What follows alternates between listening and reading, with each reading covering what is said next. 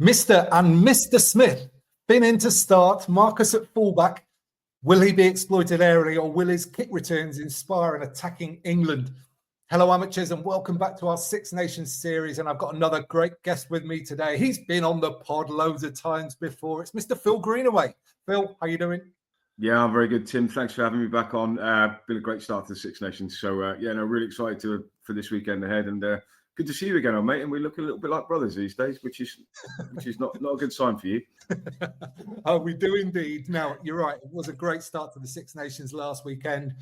England didn't get the win, but I thought there were some encouraging things over in Ireland. What kind of things do you think they'll be basing their confidence on coming into this week? Yeah, I thought for 40 minutes they really competed well, didn't they? And obviously finished the game really, really well. So, I think the pack went well. I thought Itoje played the best game he's played for a little while. So, I think we'll see similar.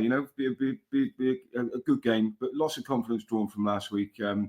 And to sort of really compete with a really good Irish team, I thought they did well. Yeah, I mean, we shouldn't forget that they are a really good Irish team playing at home, and they almost never lose there. So it's a very tough ask, and I thought there was lots of good things from England.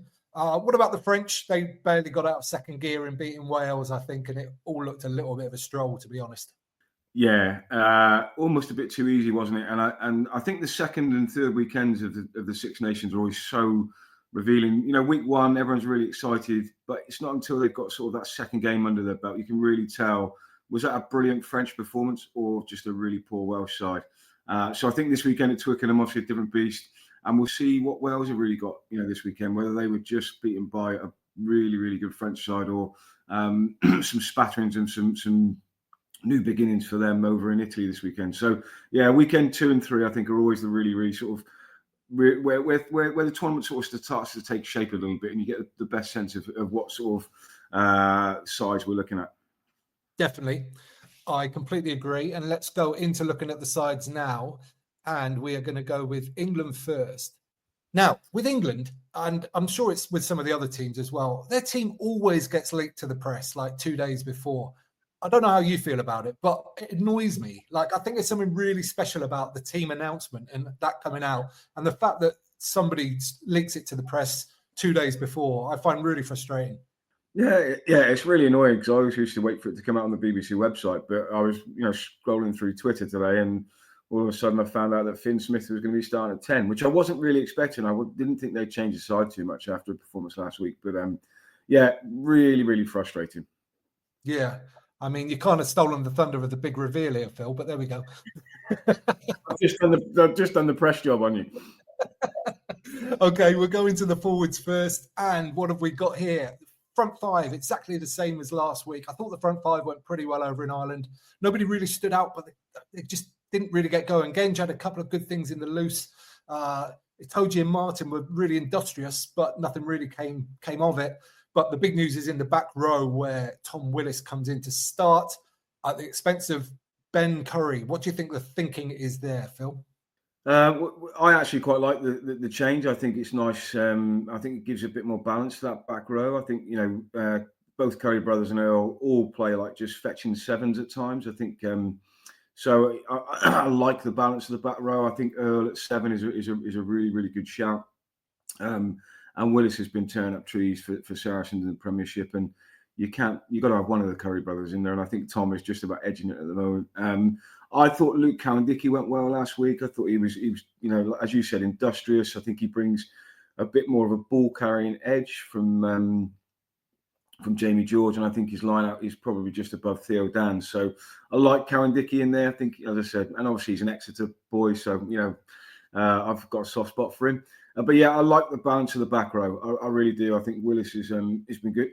We've been lacking a really big ball carrying number 8 since Vunipola sort of left the game for us. So for me, I quite like the balance of that back row. Yeah, Willis coming in there definitely gives that carrying threat in the opening parts of the game. But it also means that you get Ben Curry coming on late with some huge energy. You know the energy he's going to bring. So around the breakdown, around the carrying later in the game, that could be a really good tactical choice as well. Yeah, and I think, the Ireland bench did a job on our bench last week. I thought our bench didn't have the impact we would have liked in the game. yeah, that, a bit more balance around that bench. But yeah, having two Curry brothers late on the pitch late in the game, could see we could get a lot of joy from that for sure. Yeah. Okay, onto the backs. And what have we got here? Well, this is where the big choice is. And, people always talk about Borthwick as being very conservative typically, but he's not afraid to make these big selection calls if he thinks it's tactically the right choice. So Finn Smith in at 10, Marcus Smith moved to fullback, which means Freddie Stewart is out altogether. Slytime in on the left wing for injured Murley. What are you thinking? I like Slytime. I think he went really, really well. Every time he's played for England, he's been a threat. He brings genuine pace to our team, which we've not quite had, I think, without him in there. Slade and Lawrence, solid in the centre. As you said, the big sort of talking point is Smith. I think Marcus Smith is a wonderful rugby player, but I also really rate Finn Smith as a 10 who can really sort of, everybody else can play around. He carries the ball to the line really, really well. He might not do, make breaks like Marcus does, but I think he might bring a little bit more solidity to the team in terms of how they're moving around the pitch. His kicking game is excellent.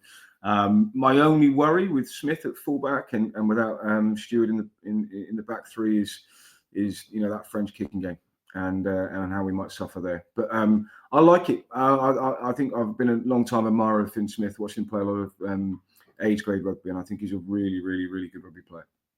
Yeah, I mean, I think Marcus has been trusted at fullback here because France tend to kick the ball. They just kick it long. They don't really kick to compete a lot.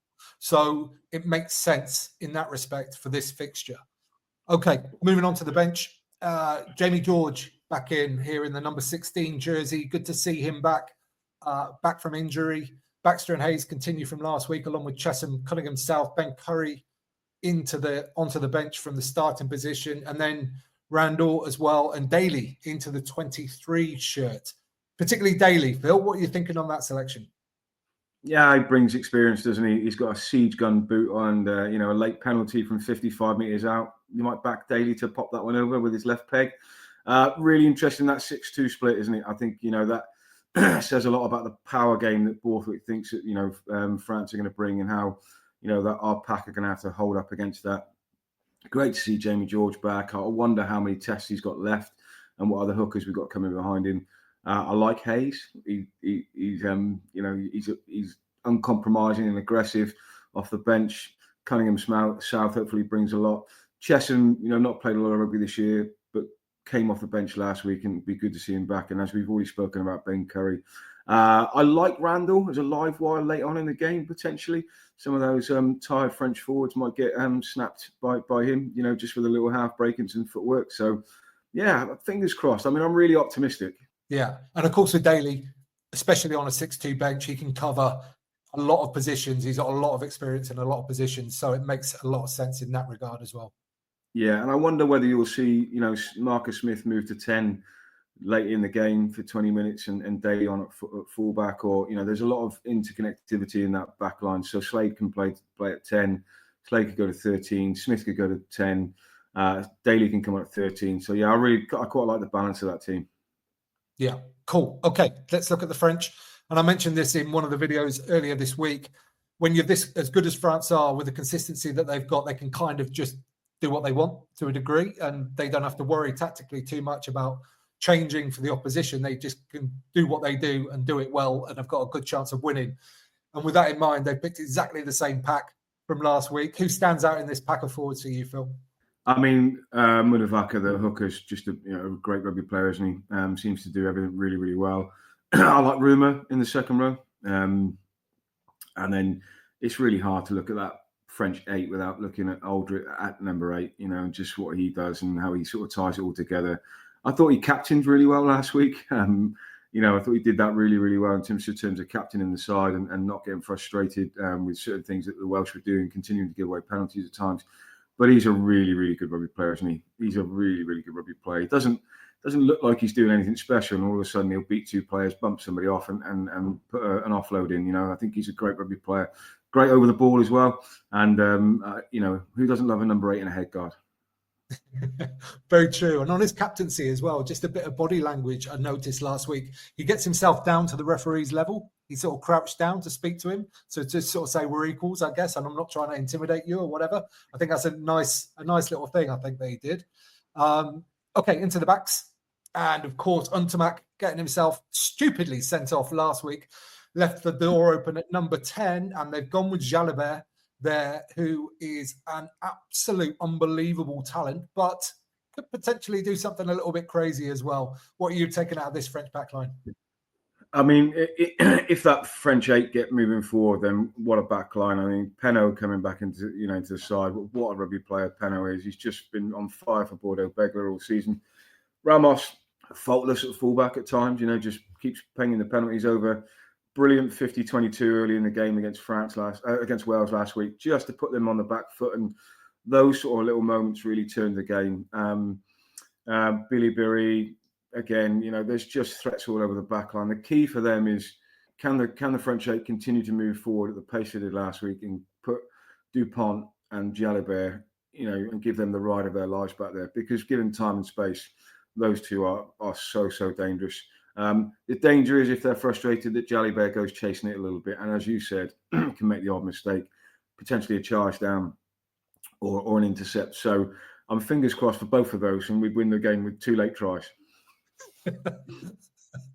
Me too. Okay, onto the bench. Marchand by. This is very similar to last week. In fact, it's exactly the same as last week. So again, the French, even though they've got decent options, like they're again going for consistency of selection.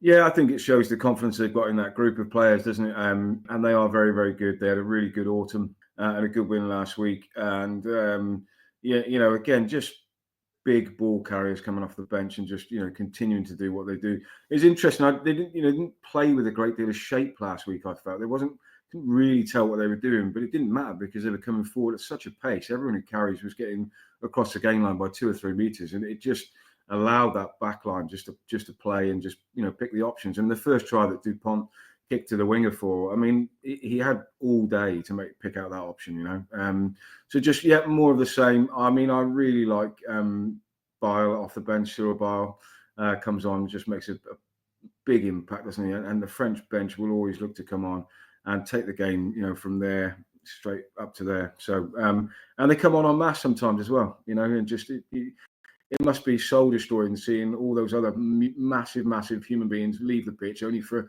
6 more massive human beings to come on and continue to run at you all day. Yeah, run at you. And in Cyril's case, flick the ball out the back of the hand to lead to a try as well. It's just ridiculous, the amount of talent. And, they are playing a lot of good rugby at the moment. Okay, let's see. What kind of game do we think we'll see? I think with England's selection, tactically, this could be a really, really interesting game. What do you think England have got to do to be able to stop this French machine? Not give away penalties, not give away easy field position. The scrum is going to be really important for England. Our line-out needs to function really, really well.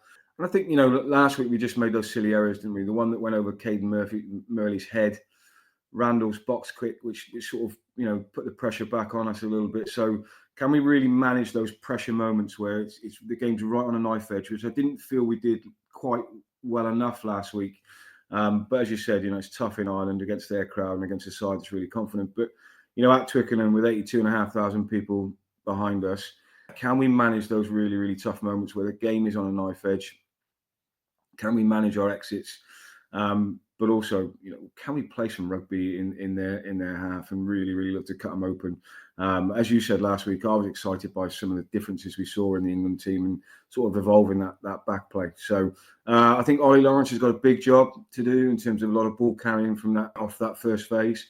I think England will look to use him, to sort of try and punch the game line and get us over and then get our forwards into the game. But, England could go the other way and just play with Marcus Smith at fullback. Danger of us getting caught running across the pitch with kicks down to him. But I'd like to see him have a go. And once we've had a go, sometimes it feels like England can pound one error with another. And if we can cut that out, it's okay making a mistake, but then how do we recover from that? As I said, just managing those really, really, really key pressure moments when it's maybe 14-13 and France have been on top for sort of 5 or 10 minutes. Can we manage that moment and put the pressure back on the French. Yeah, I think this idea of pressure is going to be huge at the weekend. If we can keep them pinned down a little bit, and that comes from, as you mentioned already, the set piece. If we can put their line out under pressure so they can't get going at all, if we can get them going backwards a little bit in the scrum and get them creaking, then it just makes everything that much harder. And I think England are going to have to fight for every single one of those early inches in each kind of phase. I think for England going forward, a lot of the things you said, but I also think they're going to have to kick to compete really well and win a lot of those balls and then react, but also react really well off it, because they do tend to win a lot of those, especially Freeman. And if they can react well off that, react quickly, get some good shape and attack quickly, then they could have the French in trouble there. For France, I think they're just going to turn up and do exactly what they've done last week. Carry heavy, carry hard. If they can offload and go through the line, they will. If not, they'll keep doing that until England narrow and then look to exploit the width with the incredible kicking of Dupont. Yeah, it's going to be really interesting to see what else France have got up their sleeve. I think we didn't really see a great deal of catch and drive from the French last week, and if with a pack the size of theirs, if they do get that going, England will be in serious trouble. Kick to compete is going to be massive, isn't it, for us? Slightholm is a brilliant chaser of kicks. So really, really, it's going to be that pressure between the 22s in that middle third. What ball can we win back? Can we shift it quickly to space? Can we get that French pack moving around a little bit and chasing their tails? I'd love to see a little bit more offloading from us. But obviously, you can only do that when you get on the French on the front foot. Yeah, completely. And I think also tactically, France might try, whereas England are going to probably look to kick to compete. I think France will look to kick to find grass. They want to get the ball on the ground and moving around so that Marcus has got as little time as possible to sort of turn around and run it back. Because if he does get given time, then against some sort of heavy French forwards and, a bit of space, he can really cause some damage for them. Yeah, absolutely. And, him going to fullback is a tactical, change, as you said, probably because of, the French are just going to look to kick really, really long and try and keep the ball on the pitch. They've got a brilliant chasing game, the French, with Penaud and those guys in there. They chase and they chase hard and they really do force lots and lots of errors. So, are we going to be able to play with three in the backfield? Is Mitchell going to drop off? It's going to be absolutely fascinating. Yeah, it's going to be a brilliant game, and I can't wait. And it's going to be super physical as well. There's no doubt about that. I think England's physicality, particularly in the first half last week, was outstanding. And if these two packs are going to go at it, which it looks like they are, I don't think there's going to be, it's going to be a brilliant spectacle. Yeah, I mean, it's going to be great. Yellow cards and red cards could have a big, big part to play in this game. With two teams going so physically at each other, we've seen the tackle height not drop as much. It cost France a little bit last week, with Ntamack having to miss this week. So, a red or a yellow card, in there early on with a misplaced shoulder in somebody's face or head-to-head contact. I pray that doesn't happen in the game, but it could have an impact. Yeah. The other thing I wanted to mention actually was the scrum. And in particular, because Wales handled France's scrum reasonably well last week, I'd say. And Gensch had some issues last week, but he has issues against shorter, more technical props. He tends to do quite well against the big units. Like he's done quite well against Furlong in the past. And I think he's done quite well against Antonio again. So I think actually just being that little bit higher, that extra weight doesn't matter. It means that he can use his strength. So I'm going to look for him to have a big game in the scrum this week. Yeah, and that set piece is so key, isn't it? It's absolutely it's key. Just if you give away 2 or 3 penalties in the scrum in the first half, and all of a sudden you find yourself back in your own 22. So, but yeah, I think that the Welsh were fantastic last week. At the scrum, and hopefully if Gensch can just keep his side up, and you've got a good scrummaging hooker in Cowan Dickey in there. Hopefully that'll really, really help just alleviate that pressure on us. Yeah. Okay. We've said it all now. It's prediction times. Who do you think is going to win, Phil? By how much? Do you know what? I'm denied about this all day, Tim, and my head says the French by a score, but I'm going to go with England. I'm going to go with England, and I'm going to go with England 29-21 to England. Daly off the bench, slot on a long-range penalty to take us more than a score clear. Yeah, I hope I'm right. Yeah. I mean, I think if this game gets played 10 times, France probably wins 7 of them. But I'm also going to predict an England win. I think they're so due it. Like, they're overdue a win against one of these teams. They've been so close for so long in so many games. It's got to happen at some point. It's going to be Saturday. England are going to win. I think it might actually be quite high scoring, because the England-France games have been recently. I think England might get 36 and France 33. It's going to be a belter. Well, geez, I hope it is that. What a game of rugby that would have been. I was lucky enough to be at the England-Australia game. Obviously, high scoring. We came on the wrong side of it. But if it's anything like that in terms of the spectacle, even though England lost, no one could complain with the game of rugby that we saw that day. And I really hope that this Saturday is exactly the same. Yeah, 100%. Okay, people at home, that's what we think. But what do you think? Let us know. Do you think England are going to win as well? Come on, let's have it. Let us know in the comments down below, and let us know if there's any players that we didn't mention that you think will play a big role, or any tactical stuff that you think might happen on Saturday that we didn't mention. Let's have a chat about it down below. Give this video a thumbs up while you're down there if you don't mind. It helps other people find it. Just leaves me to say, Phil, thank you so much again today. That was absolutely awesome. My pleasure. And people at home, you can subscribe there. You can watch that one next. And don't forget to get out and play.